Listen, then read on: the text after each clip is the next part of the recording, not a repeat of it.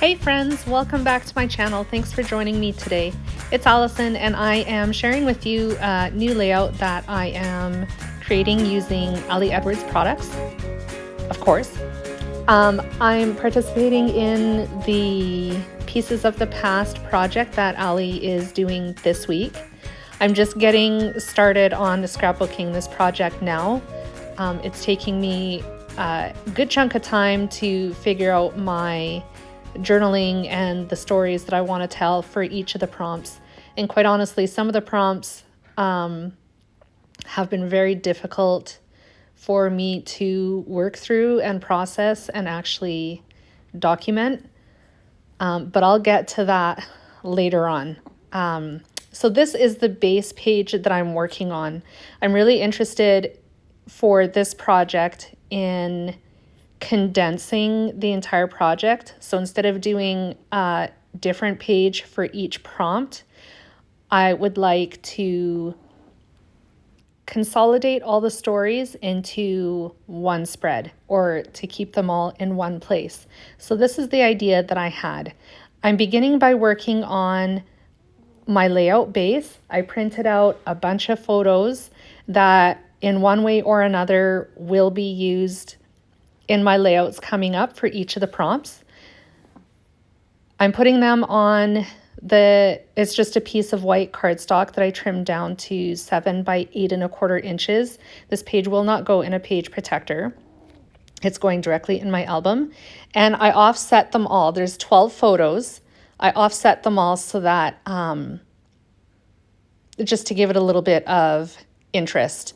There is one tiny little spot in the top left-hand corner that is empty. I will take one of the cutoffs and put it, you can see it above the pink gum sandal. I'll be putting it above that photo right there just to fill it in. This page is going to be turned into a pocket. I'm going to use some vellum to put down at the bottom of the page. I decided to use vellum so that I wouldn't cover up the photos that I put on this piece of cardstock. And then my plan is to print a 4 by 6 inch photo for each prompt. So there will be 7 in total. And then on the back side of that photo, I'll add some cardstock with my journaling and probably a little bit of embellishing too, just depending on what kind of room there is afterwards, after the journaling is attached. And then all those stories are going to be slid into that pocket.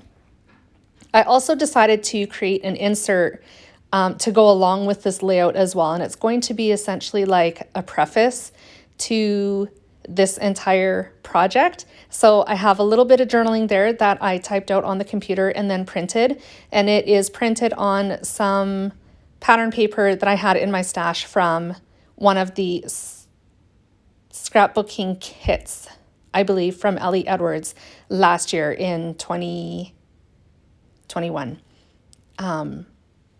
Actually, it may have also been from one of the story kits as well. Anyways, the bottom line is it's Ali Edwards products and papers that I'm using. So this little insert measures about 3 3/4 inches by 7 inches. And on the back side, which is what I'm working on right now, of course, is my journaling.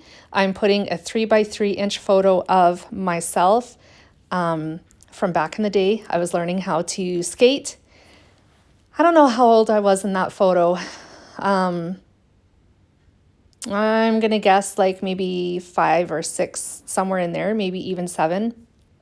And yeah, I was learning to skate. I also decided to use my Cricut for this project as well. I used the print and cut function. I actually didn't use my Cricut to cut these images. As you can see, I'm fussy cutting them instead. But there is a little banner arrow that says something along the lines of your story is not over yet. And I thought that was absolutely perfect for this project and fit in really well with the theme. So that's going to be glued just over top of my journaling. And then this house with some trees was also from my Cricut, from the print and cut. I fussy cut that out as well. And I'm going to attach that to this insert with some foam squares. I'm going to use my ATG to adhere the little banner. And then once I have that stuck down, I'm going to pull out some foam squares to adhere that to this page. I'm going to flip the insert over once I have this adhered, and I'm going to decorate the front of the insert. I'm going to use some, or not some, but chipboard circles that I have in my stash from the Circle scrapbooking kit last year. It's blue, and the circle says "This Matters" on it. It has gold foil. You're going to see it right there. I attach that to the front. I start off with my ATG and then decide it may not be strong enough to keep that attached to the cardstock. So I pulled out my red line tape and I'm going to pop that onto the back of this circle. Once that's done, I pull out some LE Studio and attach a puffy asterisk over top of that. I hummed and hawed at this point when I was attaching thinking about attaching the asterisk, what color I wanted to use, because a lot of the colors in the, not the collection, but on the, look at that, I lied. So I'm actually going to make the pocket first. So here is the vellum. I trimmed this down to, I think, about 3 inches, or maybe I did 3.5 inches by 7. I used my ATG to adhere it. I had nothing in my stash that was going to really work in terms of showing through the vellum. Once you put it against those photos, it doesn't matter what you put, whether it's red light tape or adhesive, you're going to see it. I did contemplate stitching. If I had a sewing machine, I would have sewn it directly to the layout base. But I won't say I don't sew, because I have at one point in the past in my life, but I am out of practice. I do have a sewing machine and I've never used it. It was a hand-me-down from my mother-in-law. So I would have sewn if I knew how to use it. So I was thinking about hand stitching, but because I had already glued everything to the layout base, I wasn't crazy about that because it would be too thick to punch the holes and then stitch through. So adhesive was the next best thing. So I used my ATG to attach the pocket. I don't know if I have added the acetate heart from LE Studio just yet. If I haven't, that's coming up. Right now, I am adding some tear apart phrases from, I think this is from the Awesome kit. And it is one of them is being attached to my 3x3 photo.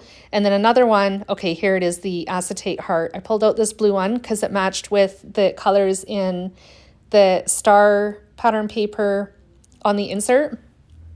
I also pulled out another one of these phrases from the Awesome Story kit, and I'm going to attach that over the heart. The heart is going to be stapled to the vellum, just for something different.